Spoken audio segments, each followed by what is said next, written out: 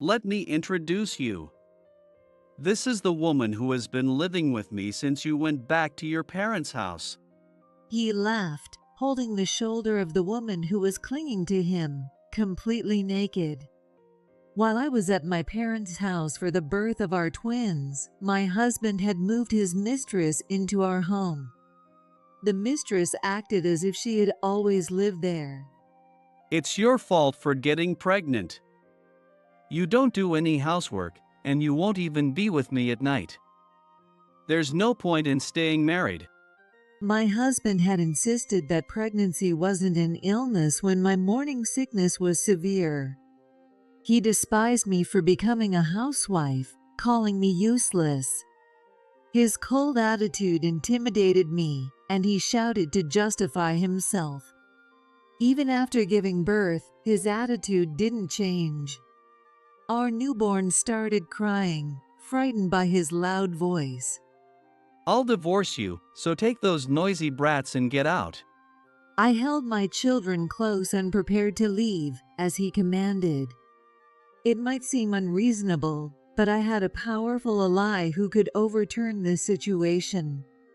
If his secret was revealed, my husband's triumphant face would twist in an instant. My powerful ally was my dad. The one who'll be in trouble after the divorce is you. My dad said in a low voice, breaking his silence. What are you talking about? This has nothing to do with you. You should leave too. My husband retorted, staring directly at him with a solemn air. You don't know anything, do you? Immediately, my dad's words caused my husband and his mistress to turn pale. My name is Jane. I'll be 60 this year. I have twin children, a boy named Ethan and a girl named Claire. I named them with the hope that they would grow up to be straight and kind-hearted, inspired by sound and light. Their dad's name is Michael.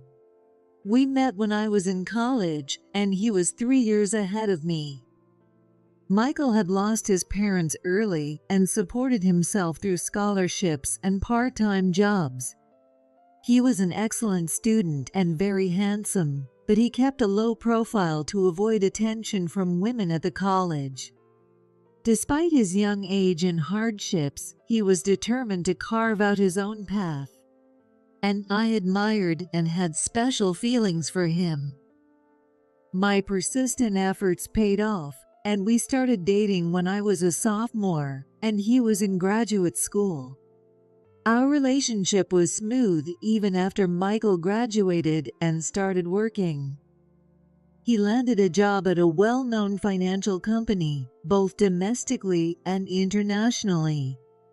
Michael, who is active as a salesperson at a company generally considered difficult to get a job at, had a higher annual income compared to others of his generation, and was often the object of envy. Working at a major corporation was a source of pride for Michael. However, after a while his personality began to change. In college, he lived quietly to avoid standing out, but after starting his job, he began to spend money extravagantly, and his behavior became flashier. Since it's a sales position, I guess he can't do anything that seems cheap. I sometimes found his actions suspicious, but at the time, I was blinded by my admiration for my talented boyfriend. After I graduated, I started working as a secretary at a real estate company. 2 years later, I found out I was pregnant. Michael acknowledged the pregnancy, and we soon got married. I thought I was at the peak of happiness, but not everything was rosy. At 2 months pregnant, I was hit with severe morning sickness. It was so bad that I could hardly get out of bed and had to take frequent leave from work. At that time, maternity leave policies were not as developed as they are now, and many women resigned when they got married or had children. I didn't want to cause any more trouble for my company. I'll focus solely on protecting my unborn child now. With that thought, I decided to quit my job and spend the rest of my pregnancy quietly. Michael didn't seem to think well of this decision. When he came home from work, he sighed at the sight of me lying in bed. Are you slacking off again? The room's a mess, and there's no dinner. You've been like this since you got pregnant. I was throwing up all day today, too. I can't even keep water down. I'm worried if my twin babies are growing healthily every day. Pregnancy isn't an illness, right? Yet you quit your job. I don't accept that. You can't even do one house chore for me, working late every night. You're useless. That's not. At that time, Michael truly despised me for becoming a housewife. He seemed to think that my morning sickness was just an excuse to slack off on household chores. His cold demeanor and condescending gaze intimidated me. And no matter how difficult things were for me, I had no choice but to comply with his demands. My pregnancy with twins made my belly grow heavier quickly, and even after passing the stable period, my health did not improve. Michael firmly believed in traditional gender roles. Men work, women manage the home. No matter how much I asked for help, he had no intention of assisting with the housework. The combination of poor health and stress eventually led to a diagnosis of threatened premature labor. After discussing with my doctor, I decided to return early to my parents' home in New York, where they would take care of me. I can get away from Michael. I felt relieved at the thought. But my relief was short-lived as Michael called the landline at my parents' house. Leaving the house is so irresponsible. Without you, I can't get proper meals or do laundry. Don't abandon your duties and rely on your parents. Don't be unreasonable. I need to prepare for the birth. Are you defying me? You're being selfish when I'm the one supporting you. Don't bother coming back. Michael hung up the phone. Terrified by his intimidating tone, I sat down right there in the hallway by the phone. Why did he only ever think about himself? Why didn't he care about me or our children? Where did the Michael I once respected go? I was so confused. Jane, what's wrong? My dad noticed something was off and gently helped me up. My dad, always kind and gentle, placed a hand on my shoulder, helping me stand. Overwhelmed by his warmth, I broke down in tears. My dad called my mom, and they both took the time to talk with me. Slowly, I shared everything that had happened.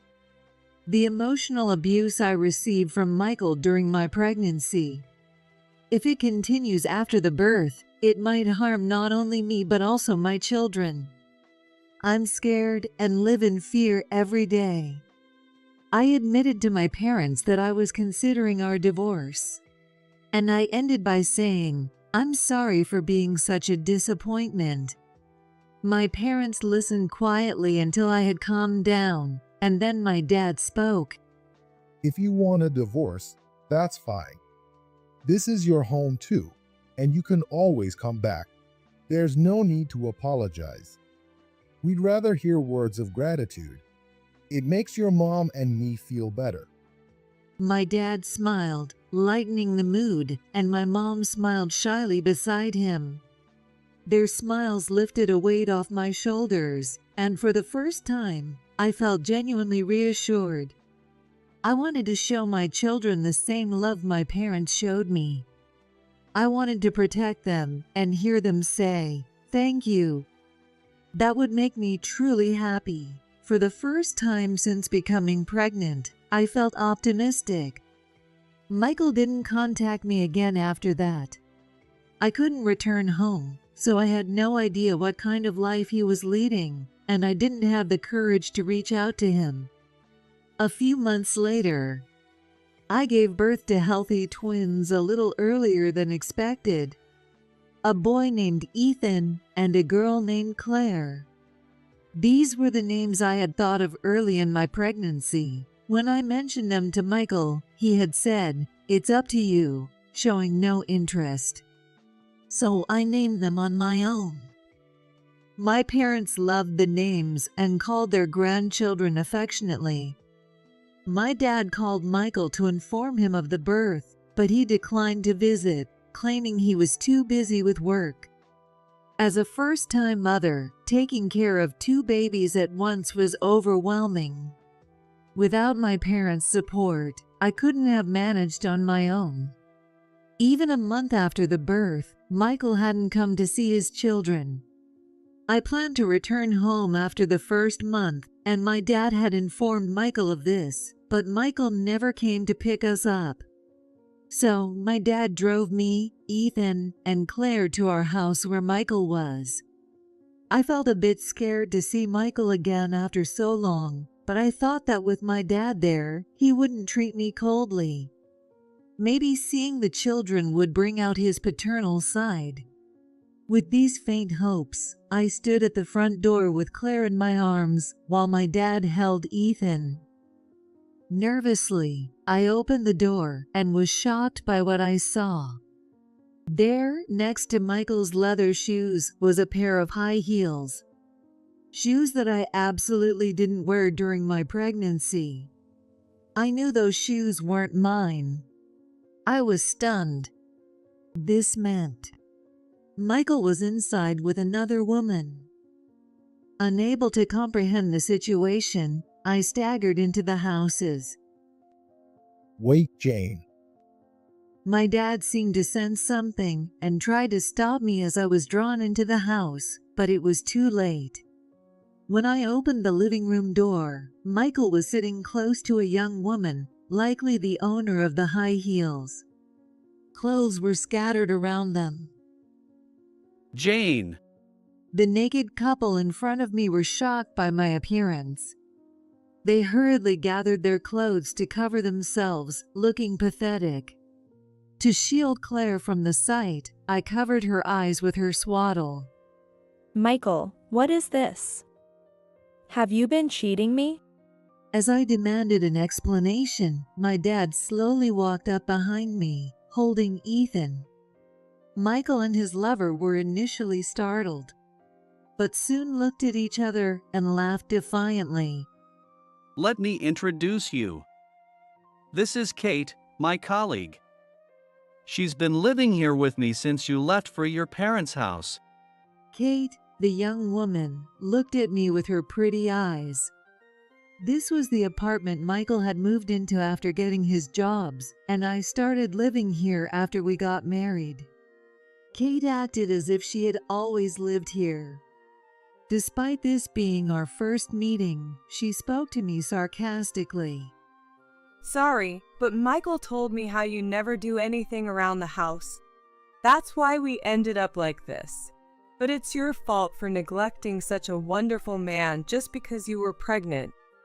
I never wanted to get married in the first place. I wanted to focus on my career and have more fun. It's your fault for getting pregnant. You stopped doing housework and wouldn't even be with me at night. What's the point of staying married? Michael justified himself angrily, his loud voice causing Ethan and Claire to start crying. Irritated, Michael covered his ears and glared at us. Oh, this is why I hate kids. I'll divorce you, so take those noisy brats and get out. Yeah, this is our home now. Kate added, clinging to Michael with a smug look. Anyone would see them as a handsome couple in love, a scene like a painting, and it made tears well up in my eyes. You should be holding your newborn children, not her. But I couldn't find the words to express my anger. My weakened postnatal mental state and the shock of the situation clouded my thinking. Holding the crying Claire tightly, I turned my back on Michael to leave, as he demanded. Dad, let's go. as I called out to my dad and headed for the door. Wait, the one who'll be in trouble after the divorce is you, Michael. My dad, who had been silent until now, began to speak in a low voice. His tone was so unlike his usual gentle manner. He stared straight at Michael with an air of authority. What are you talking about? This is none of your business. Just leave with Jane. You two work at the same company, right? Yes, we work at a prestigious firm. You'd never get a job there, old man. So, it's an office affair. Is that right? My dad calmly confirmed with Michael, unaffected by Kate's insults. Michael, irritated by my dad's attitude, snapped. What the hell is your problem? If you've got something to say, just spit it out. You don't know anything, do you? It's a good thing I brought my business cards today. My dad handed Ethan to me and pulled a business card from his pocket, reluctantly handed to Michael. Michael's face turned pale as he read it. You are a corporate attorney? Yes. I'm the legal advisor for several major firms in New York, including the MU Group, where you work. That's impossible. It's true. I've been with the MU Group for years, and I also helped you get that job. What? What do you mean? Everyone was stunned by my dad's revelation. When Michael was job hunting, my family and he had dinner together, and he had talked about his dream of working at the MU Group. I liked Michael. He had big dreams and worked hard for them. Even if he wasn't dating Jane, I wanted him to succeed. So I put in a good word for him with the MU Group's hiring team. I didn't know. I respected your pride, so I kept it a secret. But it seems I was mistaken. What do you mean? An office affair goes against the clean, proper image the MU Group strives for. If it gets out, it could harm the company's reputation and client trust. I've also been concerned about your treatment of my daughter, so I've had you investigated. Here are the findings. My dad pulled out photos and documents from his briefcase, detailing Michael's misdeeds. I had no idea my dad had been doing this. What is this? It seems you've been doing whatever you wanted at the office, hitting younger employees and touching female colleagues. You managed to hide it well, but one brave employee came forward and your misconduct was exposed. This can't be happening. Your punishment has already been discussed internally.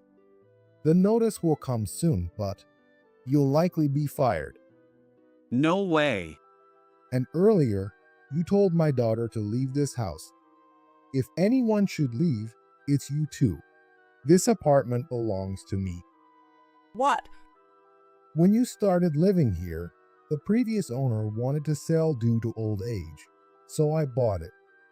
Notices were sent to all tenants, but it seems you didn't see it.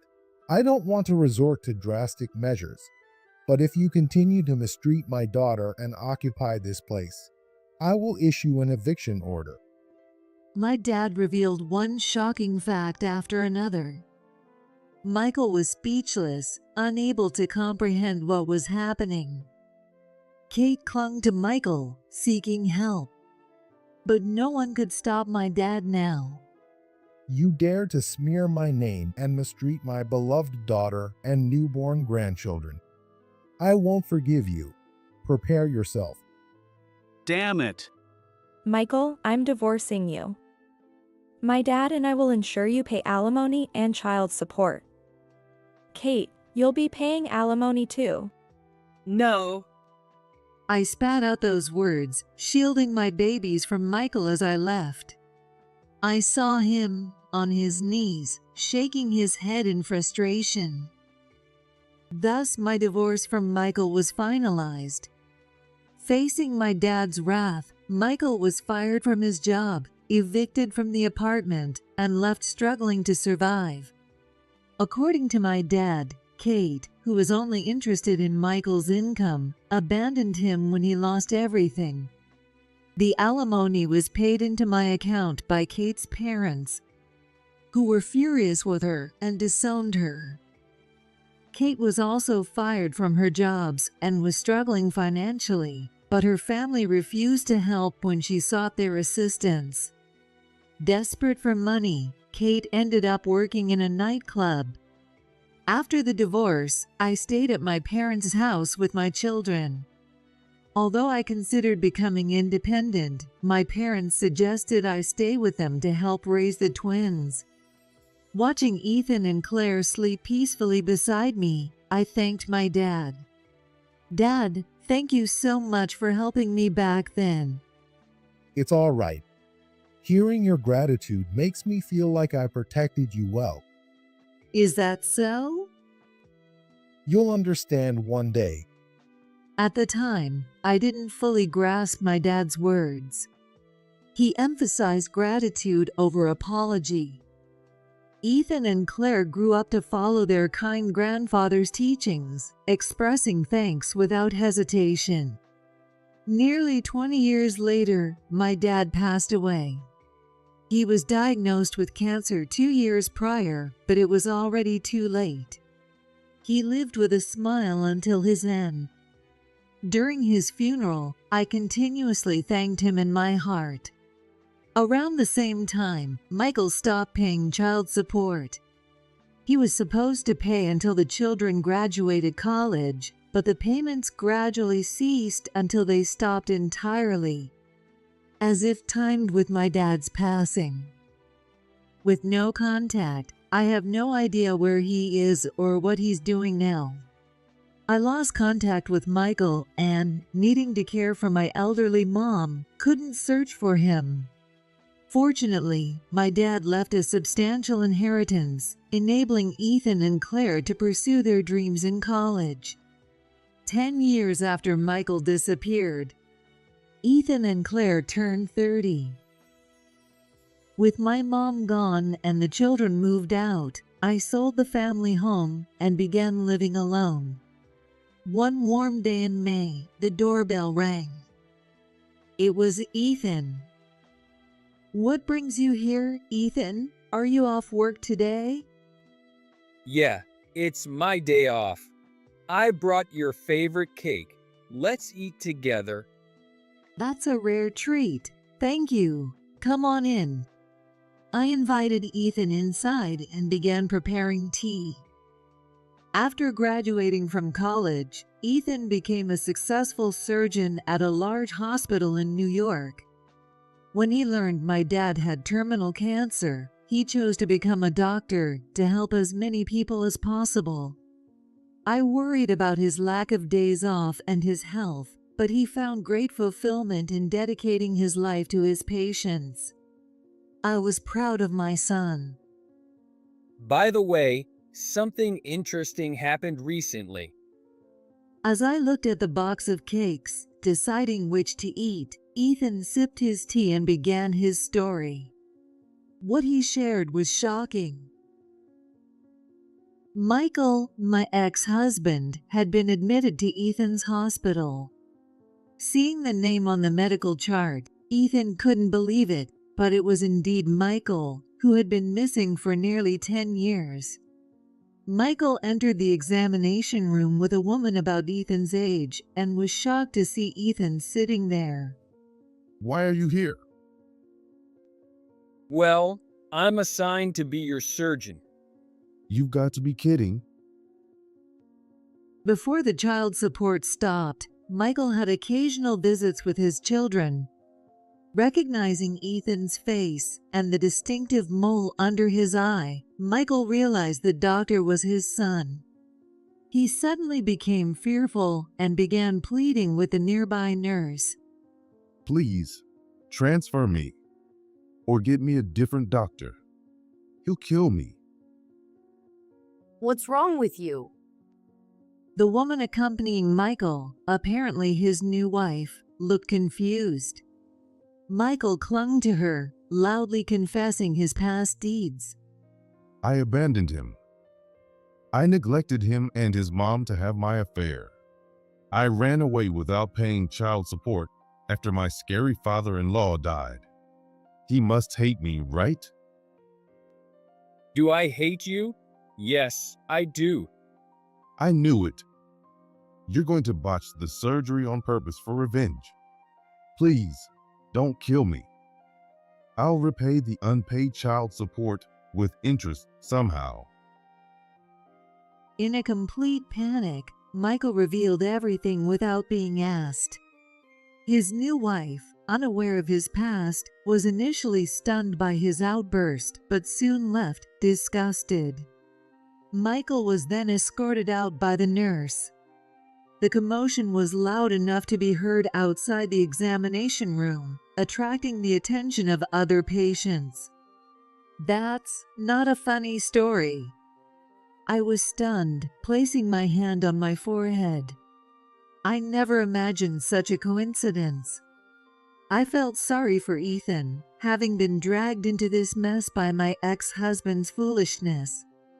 Even if I hated him, I intended to do my job properly. But because of the commotion, I had to be removed from the case. Of course. There's more to the story. Do you want to hear it? Suddenly, Claire, my daughter, interrupted our conversation. Apparently, I forgot to lock the door after Ethan arrived, and Claire scolded me for it. What do you mean, more to the story?